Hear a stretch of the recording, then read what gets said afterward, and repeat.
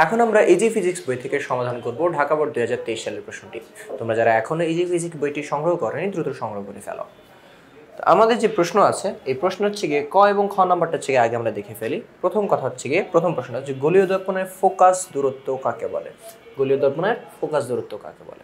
দেখো, গোলীয় দর্পণের মেরুবিন্দু থেকে প্রধান ফোকাস পর্যন্ত দূরত্বকে ফোকাস দূরত্ব বলে। মানে পি থেকে এফ পর্যন্ত যে দূরত্ব, পি হচ্ছে কি মেরুবিন্দু আর হচ্ছে কি এফ হচ্ছে কি ফোকাস বিন্দু। তো মেরুবিন্দু থেকে ফোকাস বিন্দু পর্যন্ত যে দূরত্ব সেই দূরত্বটাকে ফোকাস দূরত্ব বলে। দ্বিতীয় যে প্রশ্নটা সেটা হচ্ছে গোলীয় দর্পণের প্রধান অক্ষ একটা হয় কেন? গোলীয় দর্পণের প্রধান অক্ষ একটা হয় কেন? তো দেখো, গোলীয় দর্পণের মেরুবিন্দু মানে পি বিন্দু এবং বক্রতার কেন্দ্র অর্থাৎ সি বিন্দু, এই দুই বিন্দুর মধ্য দিয়ে বা এই দুই বিন্দুর যে সংযোজক যে সরল রেখাটা হচ্ছে গিয়ে আছে ওইটাকেই দর্পণের প্রধান অক্ষ বলা হয়। আবার মেরুবিন্দু ব্যতীত মানে পি বিন্দু ছাড়া বক্রতার কেন্দ্রের মধ্য দিয়ে অতিক্রমকারী অন্য যে কোনো সরল রেখাকে দর্পণের গৌণ অক্ষ বলা হয়। মানে ব্যাপারটা হচ্ছে এরকম, আমরা যদি হচ্ছে গিয়ে এখানে একটা অবতল দর্পণ নিই, তাহলে এই যে মাঝখানেটা হচ্ছে কত, এটা হচ্ছে কত আমাদের সি বিন্দু আর এটা হচ্ছে কি আমাদের পি বিন্দু। ওকে, তো এই সি আর পি এর সংযোজক সরলরেখা বা এর মধ্য দিয়ে যে সরলরেখাটা যাবে এটা হচ্ছে কি আমাদের প্রধান অক্ষ। কিন্তু পি ছাড়া সি এর মধ্য দিয়ে অন্য যে কোনো হচ্ছে কি আমরা একটা সরলরেখার কথা যদি চিন্তা করি তাহলে ওইগুলো হবে হচ্ছে কি আমাদের গৌণ অক্ষ। ওগুলো হচ্ছে কি সব গৌণ অক্ষ, এটা গৌণ অক্ষ, এটা গৌণ অক্ষ, বাট এইটা কি প্রধান অক্ষ। ওকে, এই কথাটা ছিল বলছে। তো গোলীয় দর্পণের গৌণ অক্ষ অসংখ্য হলেও প্রধান অক্ষ কিন্তু একটাই হয়। ওকে, কারণ হচ্ছে গিয়ে সি আর পি দুইটা বিন্দুর মধ্যে দিয়ে একটাই সরলরেখা যাবে। তো কারণ মেরুবিন্দু এবং বক্রতার কেন্দ্রের মধ্য দিয়ে কেবল একটা সরলরেখা টানা যায় যার উপর দর্পণের প্রধান ফোকাস থাকে। অর্থাৎ গোলীয় দর্পণের একটি মেরুবিন্দু এবং একটি বক্রতার কেন্দ্র থাকায় প্রধান অক্ষ একটি হয়। তো এখন আমরা গ এবং ঘ নম্বর প্রশ্নে চলে যাই। তো গ এবং ঘতে যাওয়ার আগে আমাদের উদ্দীপকটা একটু জেনে আসা দরকার। তো উদ্দীপকে দুইটা দৃশ্যকল্প দেওয়া আছে, দৃশ্যকল্প 1 এবং দৃশ্যকল্প 2। দৃশ্যকল্প 1 এ বলছে এটা সমতল দর্পণের সামনে 20 সেন্টিমিটার উচ্চতার একটা বস্তু রাখা হয়েছে। একটা সমতল দর্পণ, আমরা বাসা বাড়িতে যে দর্পণটা বা আয়নাটা ব্যবহার করি সেটা। আর দৃশ্যকল্প হচ্ছে গিয়ে 2, এখানে হচ্ছে কি বলছে যে এইটা একটা অবতল দর্পণ আর আলোক বস্তু হচ্ছে গিয়ে এম। এখন আমাকে গ নম্বরে বলছে যে দৃশ্যকল্প 1 এর আলোকে বিম্বের উচ্চতা নির্ণয় করো। দৃশ্যকল্প 1 এর আলোকে বিম্বের উচ্চতা নির্ণয় করো। অর্থাৎ সমতল দর্পণের সামনে আমরা যে 20 সেন্টিমিটার উচ্চতার একটা বস্তু রাখছি, ওই বস্তু যে প্রতিবিম্ব তৈরি হবে তার উচ্চতা কত হবে, তার উচ্চতা কত হবে।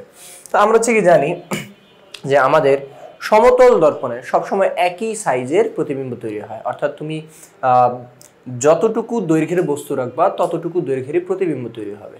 তো প্রতিবিম্বের দৈর্ঘ্য এবং বস্তুর দৈর্ঘ্যের অনুপাতটা সবসময় কত আসবে? 1 হবে। অর্থাৎ আমাদের বিবর্ধন হচ্ছে কত? 1। তো এখানে দেখো একই কথা, সমতল দর্পণে বিম্ব তৈরি হয়, সমতল দর্পণের রৈখিক বিবর্ধন m = 1। তার মানে কি বস্তুর উচ্চতা আর বিম্বের উচ্চতা কি আসবে? সমান আসবে। তো আমাদের বস্তুর উচ্চতা যেহেতু 20 সেন্টিমিটার আর বস্তুর উচ্চতা বিম্বের উচ্চতা যেহেতু সমান, তার মানে বস্তুর উচ্চতাটাই কি হবে? বিম্বের উচ্চতা। অর্থাৎ আমাদের বিম্বের উচ্চতাও কত? 20 সেন্টিমিটার। একবারে সহজ হচ্ছে গিয়ে এটা। এরপর হচ্ছে কি আমরা ঘ নাম্বার চলে যাই। ঘতে কি জিজ্ঞেস করছে যে দৃশ্যকল্প 2 এর m পর্দায় ফেলা যায় না এমন বিম্ব গঠন করতে হবে। মানে আমার এইখানে হচ্ছে গিয়ে যে দর্পণটা আছে ওই দর্পণের সামনে একটা আলোক বস্তু, একটা বস্তু রাখতে হবে যেই বস্তুর বিম্ব পর্দায় ফেলা যাবে না এমন। তো দেখো, বাস্তব যে প্রতিবিম্বগুলো আছে ওইগুলো হচ্ছে গিয়ে পর্দায় ফেলা যায়, আর অবাস্তব যে প্রতিবিম্বগুলো আছে ওইগুলো হচ্ছে গিয়ে পর্দায় ফেলা যায় না। তো এখানে যে বলছে যে পর্দায় ফেলা যায় না এমন একটা বিম্ব গঠন করতে হবে। তো রশ্মি চিত্রের আলোকে বিশ্লেষণ করতে বলছে, আমাদের রশ্মি চিত্রের মাধ্যমে দেখাইতে বলছে। তো আমরা হচ্ছে গিয়ে জানি যে এটা যেহেতু একটা অবতল দর্পণ এইভাবে দিচ্ছে, তো আমরা এইভাবে হচ্ছে গিয়ে আঁকি।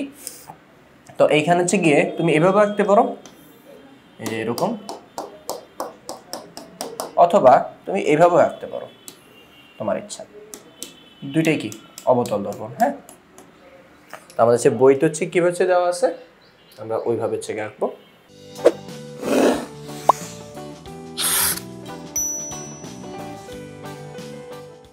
আমাদের বইতে হচ্ছে গিয়ে এইভাবে দেওয়া আছে, আমরা হচ্ছে গিয়ে এইভাবে হচ্ছে আঁকি।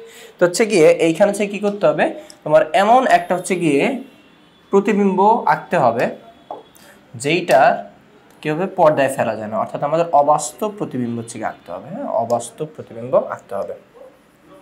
ওকে, তাহলে আমরা হচ্ছে গিয়ে জানি যে এটা হচ্ছে গিয়ে এফ বিন্দু, এটা যদি পি বিন্দু হয়, এটা যদি সি বিন্দু হয়, এফ আর পি এর মাঝামাঝি অঞ্চলে বা মাঝামাঝি জায়গাটায় আমরা যদি কোনো বস্তু রাখি তাহলে তার যে প্রতিবিম্ব হবে সেই প্রতিবিম্বটা কি হবে, অবাস্তব হবে। আর অবাস্তব প্রতিবিম্ব পর্দায় ফেলা যায় না। তো অবাস্তব প্রতিবিম্ব যদি আঁকতে হয় তাহলে এইখানে থেকে কি করব, এফ আর পি এর মাঝামাঝি একটা বস্তু রাখবো। ওইখান থেকে কি হবে, প্রধান অক্ষ সমান্তরালে একটা আলোক রশ্মি নিব, নিলে ফোকাস বিন্দুর মধ্য দিয়ে প্রতিফলিত হয়ে চলে যাবে। দ্বিতীয় যে আলোক রশ্মিটা সেটা কি করব, এই যে সি এর হচ্ছে গিয়ে বরাবর হচ্ছে গিয়ে নিব।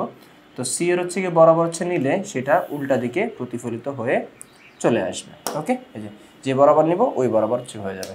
এটা মেবি ভুল লাগছে, যে সি এর বরাবর নিলে এইটা প্রতিফলিত হয়ে উল্টা দিকে চলে আসবে। তাহলে হচ্ছে কি এটা হচ্ছে কীরকম হবে, এই যে সি এর বরাবর পড়বে, বরাবর পড়লে উল্টা দিকে চলে আসবে। তো এর এদিকে সে মিলবে না। তো যদি হচ্ছে কি না মিলে তখন কি করতে হবে, আমাদের বর্ধিত করে দিতে হবে। তো এটাকে হচ্ছে কি এইবার হচ্ছে বর্ধিত করে দিলাম, আর এটাকে হচ্ছে কত, এই বরাবর বর্ধিত করে দিলাম। এর হচ্ছে কি এই জায়গাতে সে মিলবে। তাহলে ওইখান থেকে হচ্ছে কি আমাদের যদি সে লম্বটা নেই তাহলে ওইটা হয়ে যাবে আমাদের প্রতিবিম্ব। তাহলে এই যে প্রতিবিম্বটা তৈরি হয়েছে এটা একটা অবাস্তব প্রতিবিম্ব। আর অবাস্তব প্রতিবিম্বগুলো পর্দায় ফেলা যায়, অবাস্তব প্রতিবিম্বগুলো পর্দায় ফেলা যায় না। অবাস্তব প্রতিবিম্ব পর্দায় ফেলা যায় না, বাস্তব প্রতিবিম্ব পর্দায় ফেলা যায়। তো আমাদেরকে জিজ্ঞেস করছিল যে পর্দায় ফেলা যায় না এমন বিম্ব অর্থাৎ অবাস্তব বিম্ব হচ্ছে গঠন করতে হবে। তো এখানে হচ্ছে দেখো যে এই যে আমাদের হচ্ছে অবতল হচ্ছে দর্পণ, অবতল দর্পণ, এখানেও সিমিলার ওয়েতে হচ্ছে চিত্রটা হচ্ছে আঁকা হয়েছে।